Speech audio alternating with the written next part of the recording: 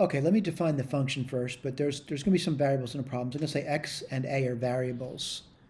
And those variables, just two variables at this point, var. I'm going to say x is a variable and a is a variable. Okay, then you define the function f of x. F of x is equal to x cubed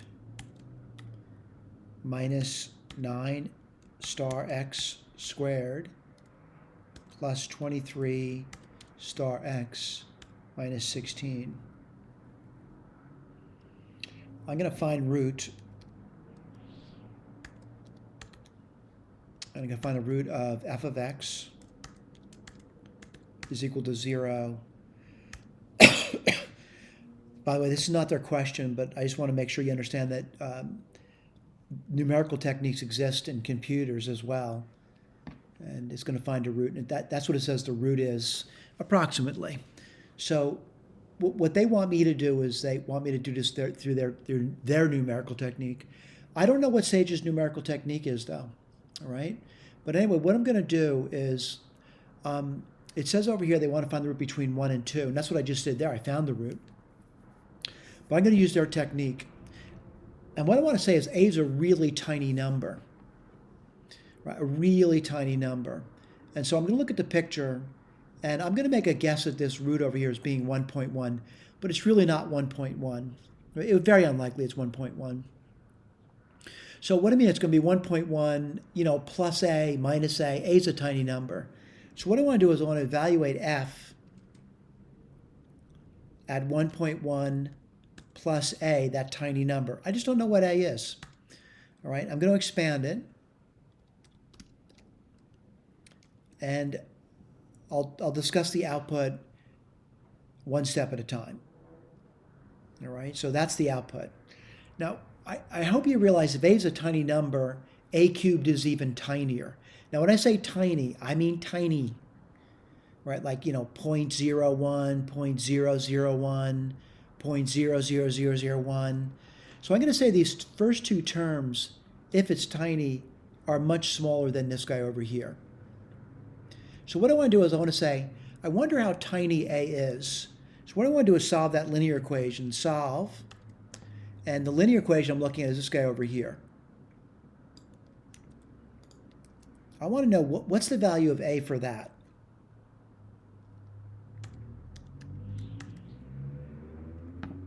All right. Not a crazy looking number, but that's what a is. All right. That's what a is. So what I want to do is do it again to get an approximation. All right. So to do the approximation, let me just point out what I'm doing over here. I found out what a is. All right. So what I'm going to do is I'm going to do this now. I'm going to do f of 1.1. Oh, you know what? I'm sorry. I should do this first. 1.1. I really should do this first. Plus the a. Let me copy this.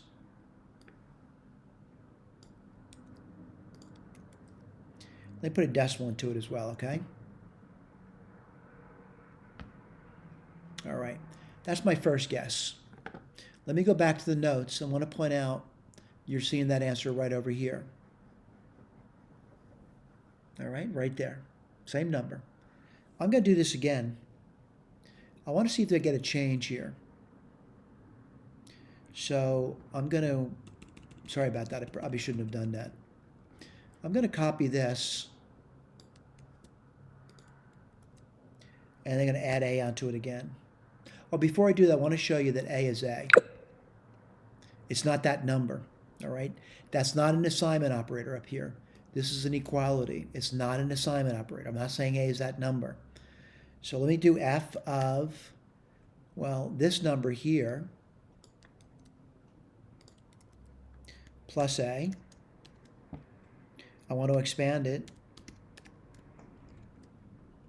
And I get this over here. Now the question over here is that if a is tiny, these things over here are extremely tiny.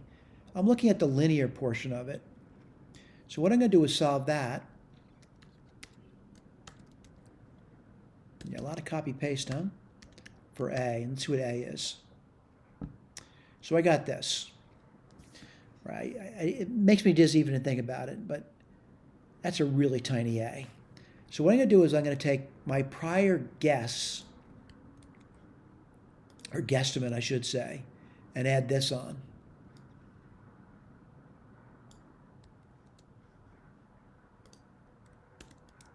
And I want to force a decimal by putting a decimal in it.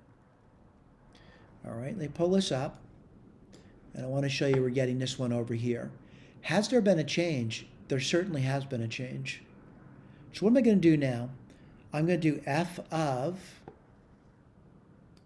now you can imagine how difficult this was during Wells's time, plus a, that tiny number. I just don't know what it is at this point. Expand. I'm going to do the same old, same old. I'm going to take this thing here, which is an extremely tedious thing to do, right? Let me remind you, these two terms of A is really small. This thing here is extremely small. You're cubing it and squaring it. Anyway, let's type in solve.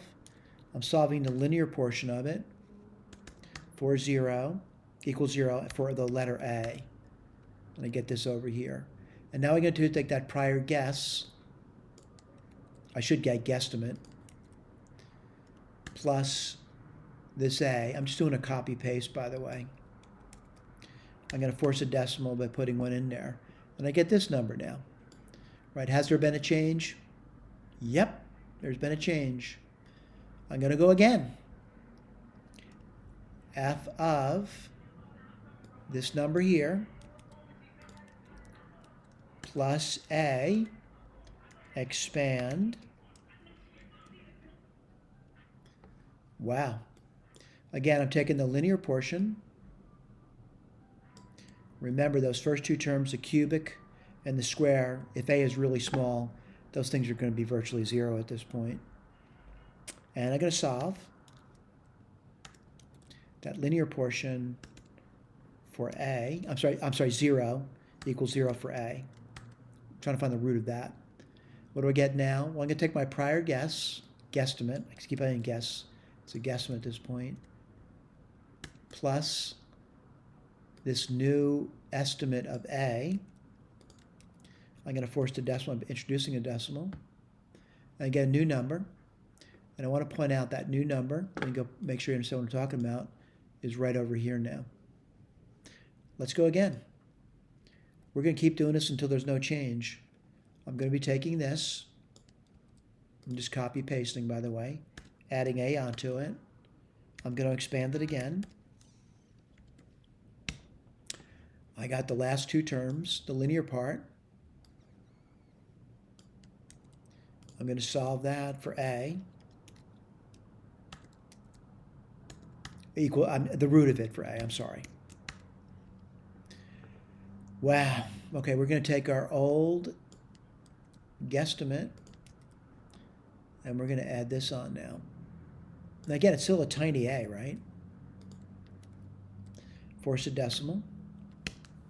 And I get this. Now, what do I notice right now? I notice there's no change. There's no change. Now, by the way, I do not know the algorithm that Sage uses to get this estimate. You could look at their code, but I want to go back and I want to scroll back to that find root problem. It's right up here. And I'm going to say, I bet Sage is going to give an answer that is remarkably close to that, if not exactly that. Now, I'm looking at it, and I'm seeing 1.139. I'm seeing the 3/8. You know what? Sage is doing a much better job. All right, now someone says, why is that?